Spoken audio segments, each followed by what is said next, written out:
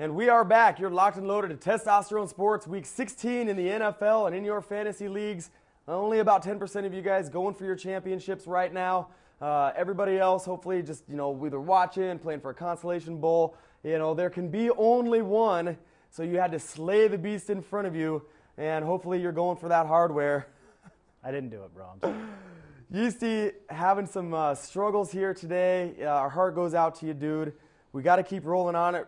Jumping into the matchups, a winless team, the Detroit Lions, hosting the New Orleans Saints. A bye week, so to speak, for the Saints. They're trying to keep their season alive, their playoff hopes alive. Yeastie had a great phrase before the show started.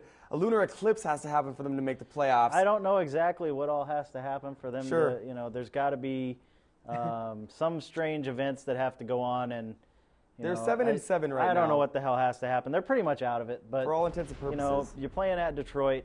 Just start all your Saints except for Reggie Bush because he's out for the year. Yeah, which is sad. Pierre Thomas, that son of a bitch. Yeah, he beat Zach last week in like 2 leagues, I think. Start him. I hate that bastard. Start him. Drew Brees, probably the #1 quarterback of the week. Lance Moore, Marcus Colston will be solid plays. Kevin Smith, who I predicted would get into the house last week against Indy, had a nice game.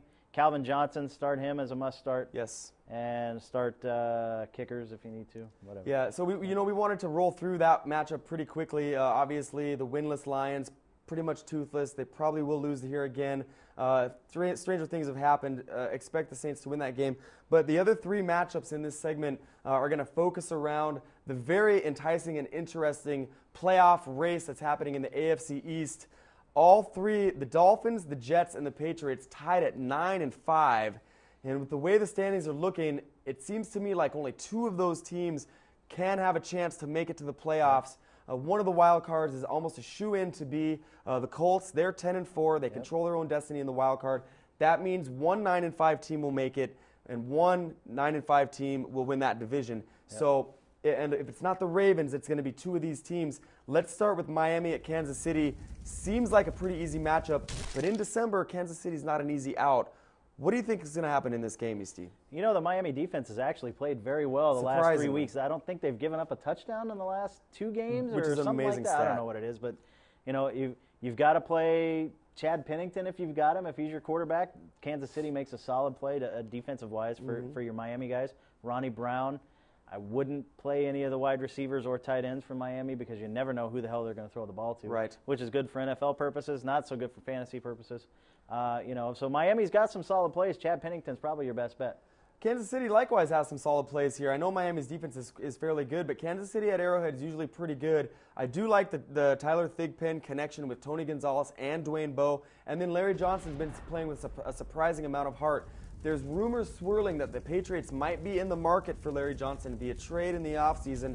Do you find any value in that rumor, Yeastie? And do you think there's a chance that Larry is trying to showcase his skills for a contender next year? I don't really think that Larry Johnson thinks that far ahead. I don't think that he does. But he played pretty decent last week against San Diego. He threw a touchdown pass to Tony Gonzalez. Tyler Thigpen, played very well, like you and I both thought he would. And Dwayne Bowe is turning into a must-start every week. So Tony Gonzalez, obviously, if you have him, he's your #1 tight end. You're going to roll with hhim. But I don't know. It all depends on how that Miami defense does. So it could be one of those 10-9, 12-9 games, or it could be 34-28. You never know. But roll with who got you there. And if you need somebody, Tyler Thigpen, I like that guy, man. Yeah. I really like him a lot. He really has developed nicely. Viking brass should take note. When you get a guy in to start to develop, let's see it through. Let's see what he can do as he matures. The next matchup, the Jets traveling to Seattle. Seattle is awful this season. 3 victories after winning this division for like 5 straight seasons. They've won 3 games? Yeah, 3 games. They're only 3-11, which is pretty amazing. I'm surprised they've won. Mike Holmgren's been mailing it in. He really doesn't have a single offensive weapon aside from John Carlson. And when your best weapon is a rookie tight end, you're going to get 3 wins. I think the Jets win here, and I love Thomas Jones. What's your take? You got the Favre jersey on. Got the Favre jersey on, frankly, because I don't really care about anything else at this point, so I'll sport this jersey.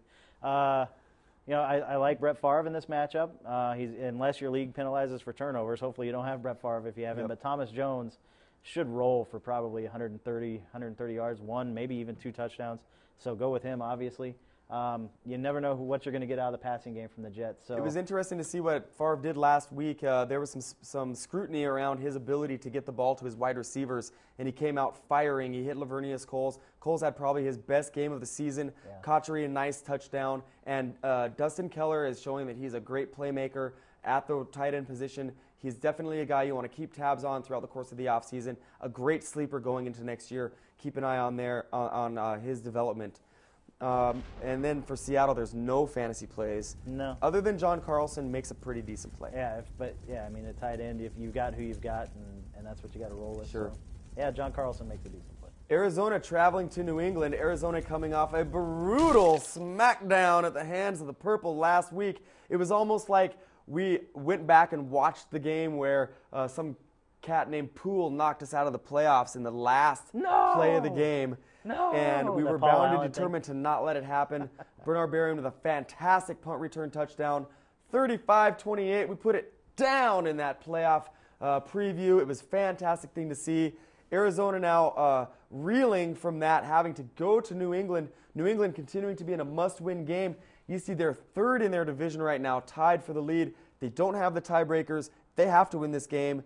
Don't you think they do it in convincing fashion?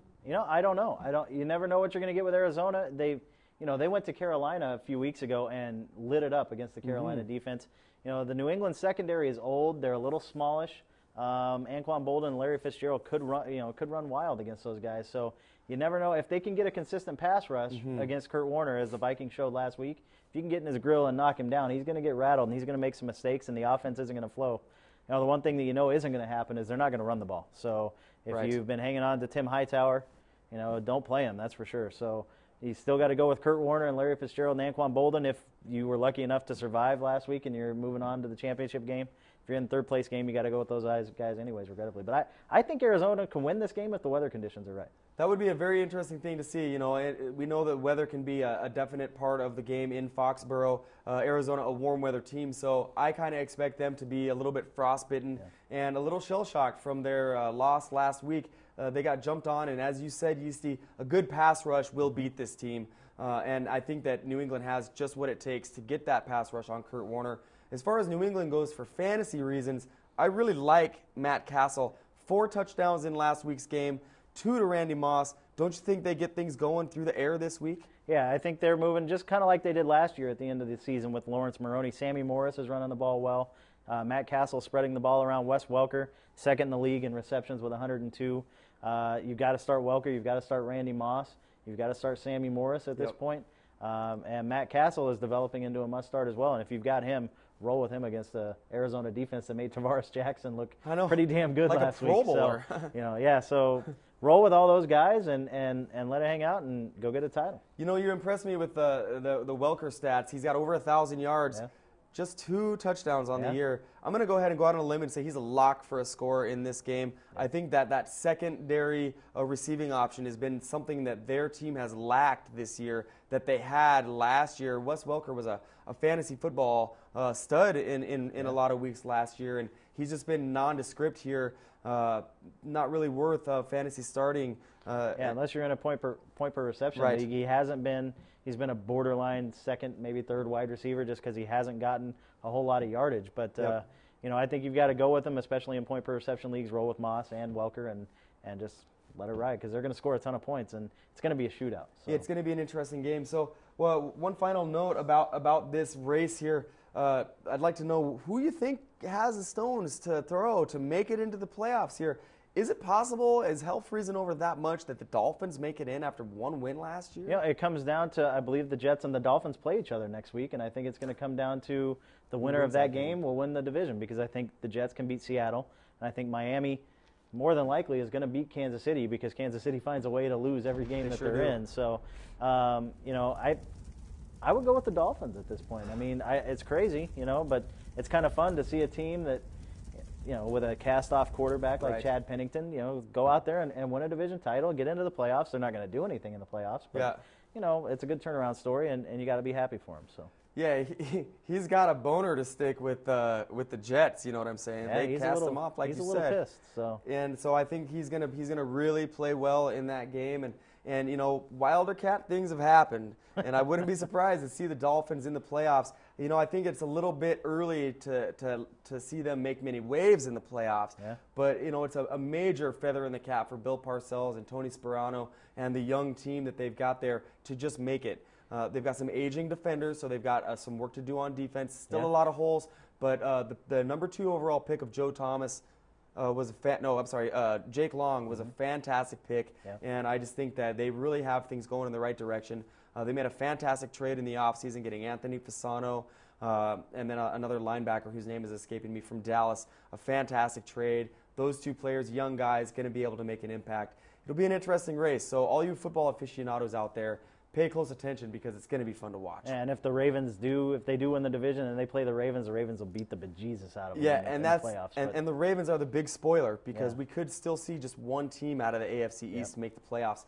And how crazy would it be to see the Patriots watching, doing the same thing that we're all doing in the playoffs, sitting on our couch, Randy Moss sitting on his couch, clicking through, watching NFL Network during the playoffs would be a crazy thing to see. That would be sweet. I would love that. I couldn't believe it if the Super Freak wasn't in the playoffs. No Patriots, no Bill Belichick. Screw those guys. They've had enough. They've had their run. Screw them. I don't want to see them. Not that I'm grumpy this week. Yeah. So we're going to go to break right now. We've got one more segment of matchups to break down, and we'll be right back with you all after this short break. Stay tuned. Testosterone Sports Week 16 in the NFL.